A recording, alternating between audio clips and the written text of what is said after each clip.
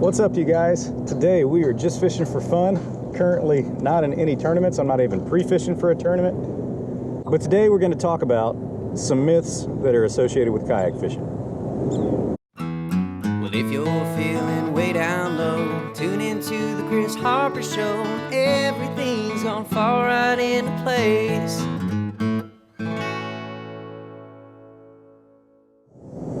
Okay, so myth number one.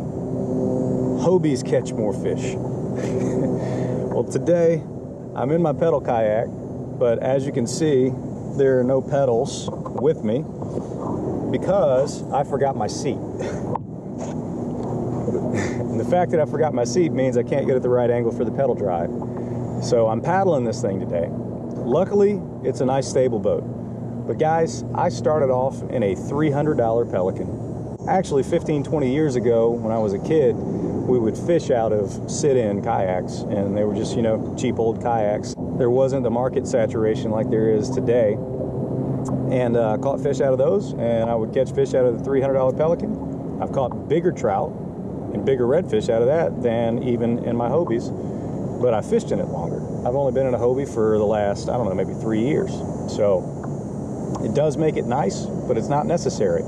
And I'm glad that this pedal kayak also paddles pretty well, because otherwise it would be quite the miserable experience today.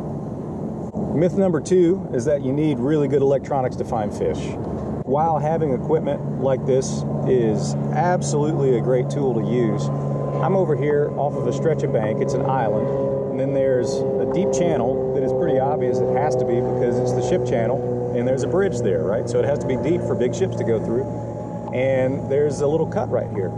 Like, that's all you need for fish. If the tide's moving right, it's gonna be just fine, right? You're gonna catch fish over here. Specifically for this video, I'm fishing today as if I didn't even have this thing. So I was coming over here no matter what to check it out. I actually caught fish over here off of this bank the other day without a fish finder. So you don't need one.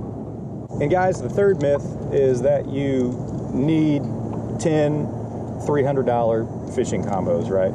To properly cover every condition, you need 10 rods on your boat, and they have to just be the best rod and reel. Well, this is a nicer inshore reel, nothing crazy, but this is a Cast King, cheap, just budget reel. It is a piece of junk. I would not advise you getting it, but if you've only got $35 to $50 to spend on a bait caster, go ahead and get one. I would bring more than one combo with you when you're fishing, but I've got all my other rod and reel combos rigged up for bass fishing.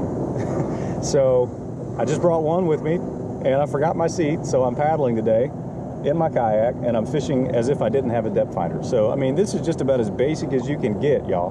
But let's see if we can dispel these myths, since I'm not in a cheap kayak, but I am paddling, and I don't even have a comfortable position to paddle. So it's definitely a hindrance to fishing, but let's just see if we can catch some fish. I did bring a cooler, and by the way, it's the $5 fish bag you can get from Walmart, and it does just fine. In the summertime, it might not hold a single bag of ice all day long. I've had nice fish bags, and then you forget that you left fish carcasses in it after you clean them, and that's never good. Lesson learned. I buy the $5 bags now. We're just on a point right here, off of an island. There's got to be some bait around this area. The tide's really high, so even though it's a little bit later in the morning already, sun's up pretty good. It's not that hot out here yet. I'm going to try close to the bank.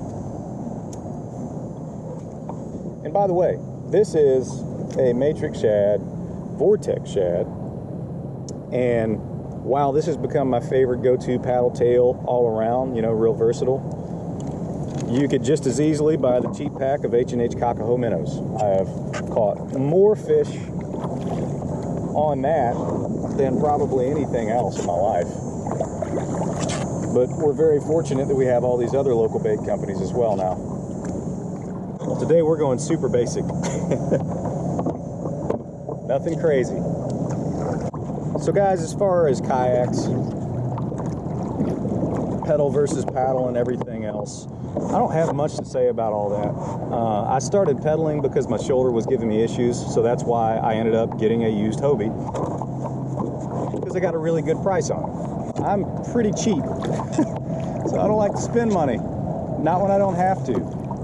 I caught fish just fine in the other kayak. It was just a bear to paddle, and paddling back into the wind in the spring out here in open water was brutal. So it was hurting my shoulder. I was having some issues. So I just decided to make it easier on myself and went out and got a pedal kayak. That doesn't mean you have to do something like that. It certainly does help. But what I would do if I were you, what I tell everybody, is don't wait 2 years to get the kayak of your dreams. Just go ahead and get what you can afford now. The nicest one you can afford. Preferably something you can stand up in, because it's just good to stretch your legs, and some people like to stand up fishing a lot. In my opinion, it's something you're really going to want, but it's not a necessity. It really isn't. Just something that gets you out on the water, all right? It might turn out that you don't really like this kind of fishing. That's okay too. This looks like a really good spot. I see some bait. I'm not using my fish finder to find bait. So I'm just going to stop right here, anchor up. So right when I anchored up, not a bad one, that's a keeper. Now, I would invest in a net. I don't have mine today. Probably going to lose this fish. Oh, there we go. Oh, he's going to fall through my Mirage cassette. Oh. These fish are feeding well. Look how fat that guy is. Perfect eater trout, right? I'm going to turn this thing around so you guys can see. It's going to get really windy, and I apologize.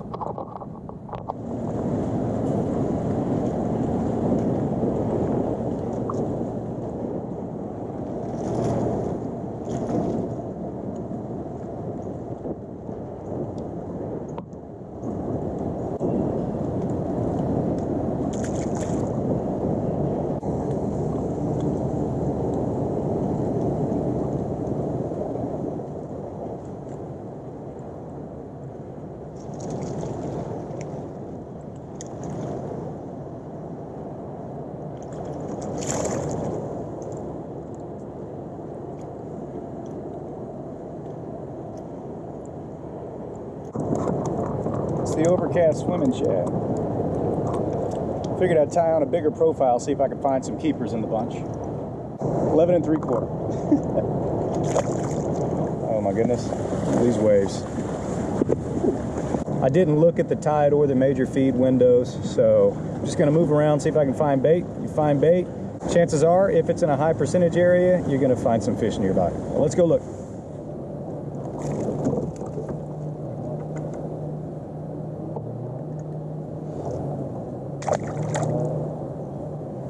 They're staged up right here in a little ditch, and they're waiting for bait to come by. It's kind of a slow bite, but I think I might be able to pick up some keepers right here. There's one. That one feels a little better. I mean, such a slow bite. If I didn't have braid on, I don't know if I'd even feel that. It would just feel like the bottom.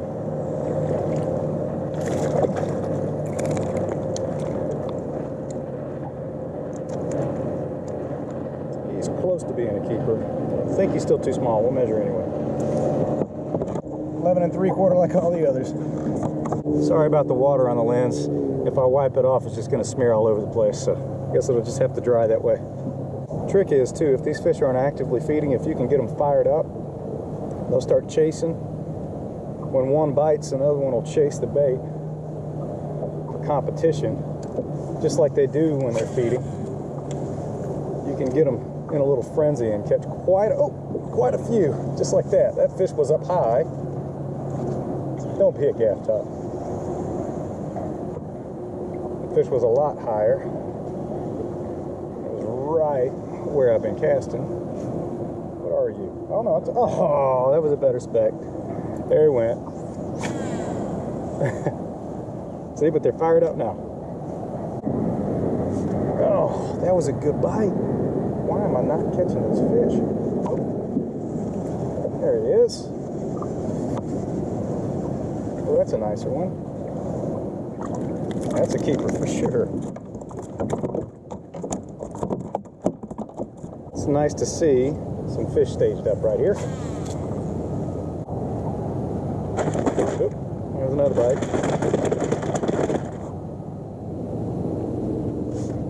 There we go. Feels like a throwback. You can tell they're lethargic right now too. They're really not wanting to come up to the surface. This fish keeps getting a little bit bigger. Oh yeah.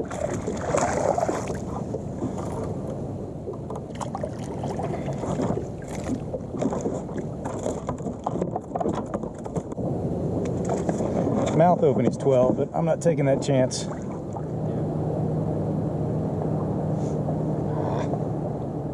was a little fish. Oh, that was a good one though. Yep, that might be a redfish or a gaff top. Jeez. Yeah, I think that's a catfish. Yeah, gummit.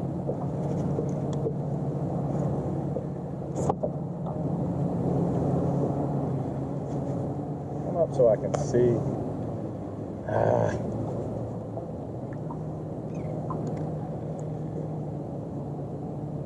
Oh, it's a little red.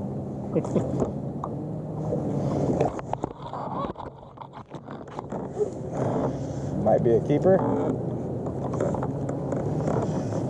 Oh, yeah.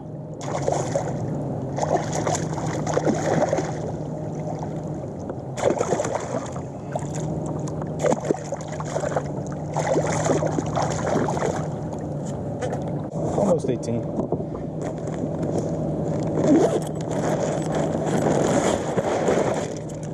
Yeah, I knew if that was a trout, it was going to be a big one. I really thought it was a gaff top, so I'm glad it wasn't. All right, let's see if we can pick up some more. There's one. Oh, that speck jumped out the water. It looked like a ladyfish.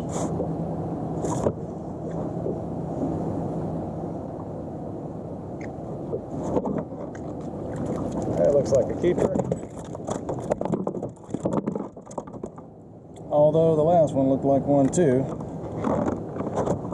11 and 31, 30 seconds. It's all right. These were all 11-inch fish not very long ago. So another few weeks, they'll be keepers. And then the bigger fish ought to have moved in by then too. So as long as we don't get another 10 inches of rain, I think we're going to be all right. I think we're about 2 weeks away from some really good fishing. And it's not bad right now. It's just hard to throw together a box of keepers up here in the north. All right, so I decided to head in, but I am fishing my way back. Oh, just missed another one. I missed a fish right here at the boat, and again, just missed one. So I'm thinking it's probably like a croaker or something. So he probably bit my tail.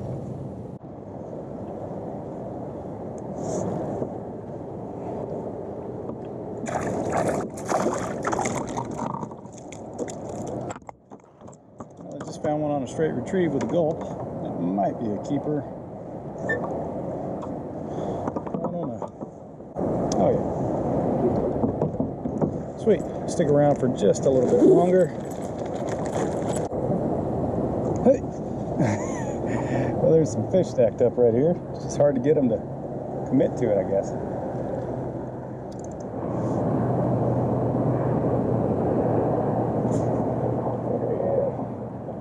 That's a very small fish, I believe. Man, I'm just having to let it sit on the bottom.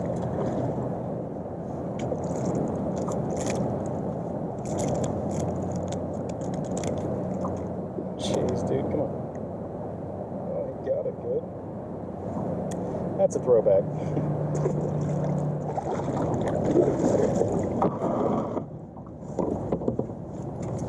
All right, so that's it. We ended up with 3 keeper trout and about an 18-inch red, and we really weren't out there for that long, maybe 4 hours today, and we were paddling a pedal kayak, even paddling and using a very inexpensive combo, and without using our depth finder, even though we had it here today, we were still able to put together a decent box. As always, if you like these videos, hit the thumbs up button, subscribe to the channel if you haven't already, tell your friends about it. We'll see you right here next time on the Kris Harper Show. Y'all have a great day. Oh man, my back hurts.